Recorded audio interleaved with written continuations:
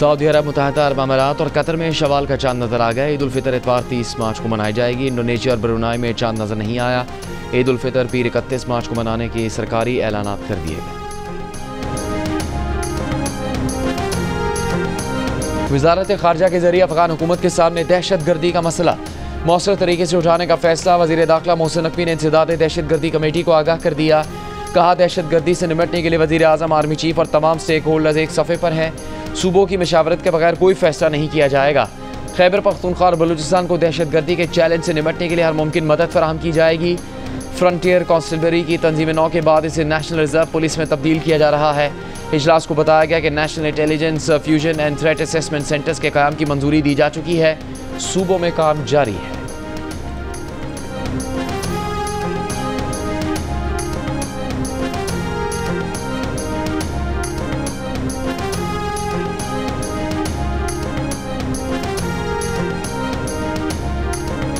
वज़ीर आला खैबर पख्तूनख्वा अली अमीन गंडापुर ने कहा है कि सूबे में कोई फॉरवर्ड ब्लॉक नहीं बन रहा।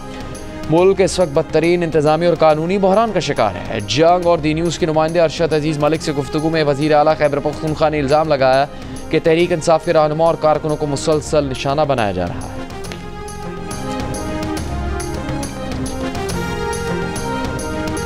म्यांमार और थाईलैंड में 7.7 शिद्दत के ज़लज़ले से तबाही। म्यांमार में 1600 से ज़्यादा अफराद हलाक, तादाद 10,000 से ज़्यादा होने का खदशा। थाईलैंड में 10 अमवात, ज़लज़ले से कसीर मंजिला इमारतें, हवाई अड्डे, पुल और शाहराहें मलबे का ढेर बन गई। बैंकॉक में 33 मंजिला इमारत गिर गई। मलबे तले दबे 47 अफराद की तलाश का काम जारी। म्यांमार में 2,900 इमारतें, 30 शाहराहें और 7 पुल तबाह हुए। दारुल हुकूमत नेपिटाओ और मंडाले शहर के बैन अल-अक़वामी हवाई अड्डों को शदीद नुकसान पहुँचा। नेपिटाओ हवाई अड्डे का कंट्रोल टावर ज़मीन बोस हो गया। दोनों हवाई अड्डे आर्जी तौर पर बंद। ज़लज़ले से चीन के सरहदी शहरों में भी सैकड़ों मकानात को नुकसान पहुँचा। चीन, रूस और मलेशिया की इमदादी टीमें म्यांमार में इमदादी सरगर्मियों में हिस्सा लेंगी।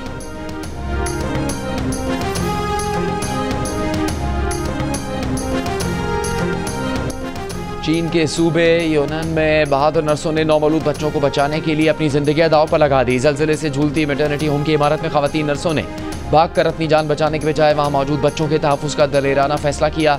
वीडियो दुनिया भर में वायरल। म्यांमार में खौफनाक ज़लज़ले से जनूब मगरबी चीन के इलाके भी शदीद मुतासिर हुए हैं।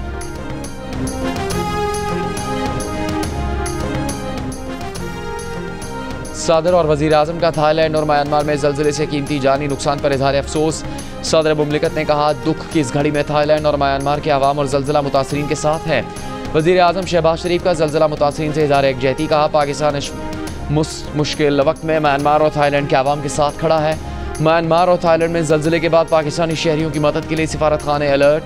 वज़ारत ख़ारजा में crisis management unit fall. Pakistani शहरियों की हंगामी मदद के लिए वज़ारत ख़ारजा ने नंबर जारी कर दिए।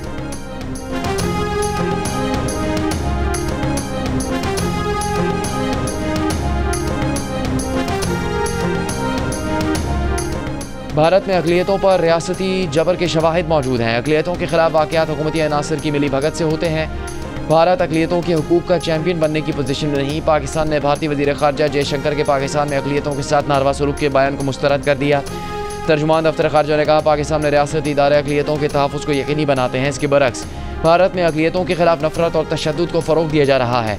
भारत में मसाजिद और दरगाहों पर हमले मामूल बन चुके हैं। भारतीय हुकूमत दूसरों पर तनकीद की बजाय मुसलमानों समेत अपनी तमाम अक़लियतों के तहफ़्फ़ुज़ को यकीनी बनाए।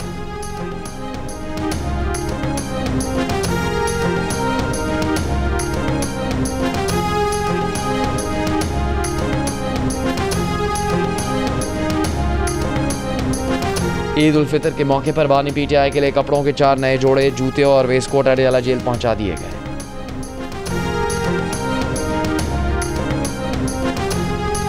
ईद की तैयारी का आखिरी मरहला। मैचिंग ज्वेलरी, चूड़ियों और जूतों की दुकानों पर रश बढ़ गया। झुमके, नए डिज़ाइन वाली चूड़ियाँ, फेरी हील्स ख़वातीन की पसंद बन गई। बच्चे भी चश्मे, घड़ियों और दीगर अशिया की ख़रीदारी में मसरूफ़। कराची और लाहौर के बाज़ारों में रात में दिन का समा। मुल्तान और रहीम यार खान के बाज़ारों में भी गहमा गहमी। चमन में नौजवानों की जरदारी टोपी की ख़रीदारी।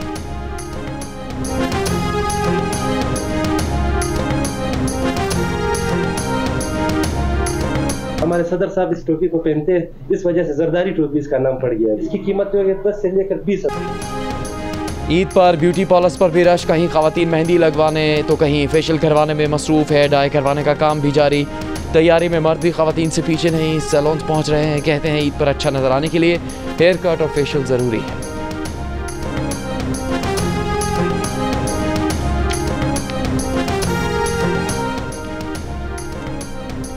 कोयटा से ईद स्पेशल ट्रेन पेशावर के लिए रवाना। कल शाम पेशावर पहुंचेगी। 9 बोगियों पर मुश्तमिल ट्रेन में 300 मुसाफिर सवार हैं। रेलवे हुकाम के मुताबिक ईद स्पेशल ट्रेन की हिफाजत के लिए सिक्योरिटी के सख्त इंतजाम किए गए हैं। कोयटा से कराची के लिए बोलान नवेल को 31 मार्च से रोज़ाना चलाया जाएगा।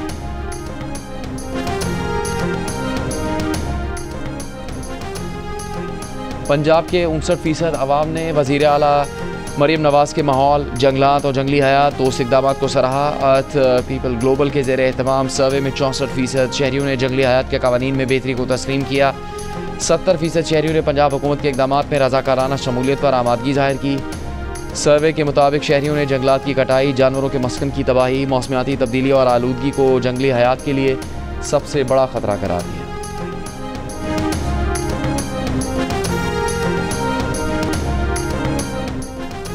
पीपल्स पार्टी के चेयरमैन बिलावल भुट्टो जरदारी नोडेरो पहुंच गए। बिलावल भुट्टो जरदारी का ताजिर संतोष कुमार के कत्ल पर अहल खाना से इजहार अफसोस। बिलावल भुट्टो जरदारी के मोहल्ला गरीबाबाद आमद शहीद एसआई रमज़ान भुट्टो के लवाहिकीन से ताज़ियत की। वज़ीर इत्तलात सिंध शर्जील मेमन का कहना है कि जॉब पोर्टल कामयाब तजर्बा रहा। 1,24,000 अफराद ने इस पोर्टल को इस्तेमाल किया। पोर्टल पर 2,903 फ़ाल नौकरियां नज़र आ रही हैं। सूबे के लाखों लोग पोर्टल से मुस्तफ़ीद होंगे। इसका दायरा कार वसी कर रहे हैं। चंद रोज़ पहले बिलावल भुट्टो जरदारी ने आई वर्क फॉर सिंध के नाम से पोर्टल का इफ्तिताह किया था। तोंसा में पंजाब खैबर पख्तूनख्वा सरहदी इलाके में पुलिस चेक पोस्ट पर खारजी दहशतगर्दों का हमला नाकाम बना दिया गया। जवाबी कार्रवाई में 3 दहशतगर्द हलाक और बड़ी तादाद में ज़ख्मी हो गए। तर्जुमान पंजाब पुलिस के मुताबिक चौकी लखानी पर 20 से 25 खारजी दहशतगर्दों ने हमला किया। जवाबी कार्रवाई पर दहशतगर्द अपने जूते और दीगर सामान छोड़कर भाग निकले। पंजाब पुलिस अलर्ट है, खारजी दहशतगर्दों को पंजाब में दाखिल नहीं होने देंगे।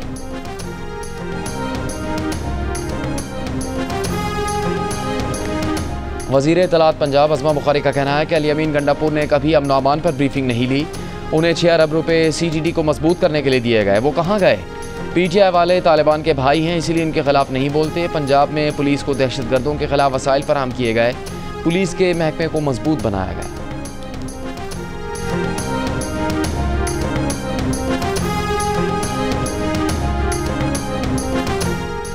आलमी बैंक ने पाकिस्तान के लिए $30 करोड़ कर्ज की मंजूरी दे दी।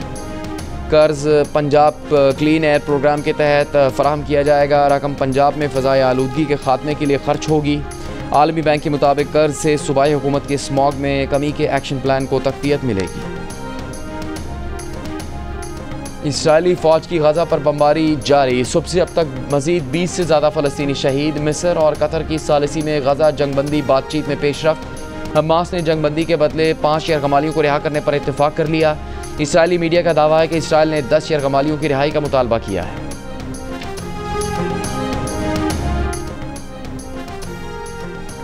अमेरिका के सदर डोनाल्ड ट्रंप की जानिब से विफाकी फंडिंग रोकने की धमकी पर कोलंबिया यूनिवर्सिटी की सदर ने इस्तीफ़ा दे दिया। हार्वर्ड यूनिवर्सिटी के मिडिल ईस्टर्न स्टडी सेंटर की सरकर्दा शख्सियात ने भी अपने ओहदों से मुस्ताफ़ी होने का फैसला कर लिया है।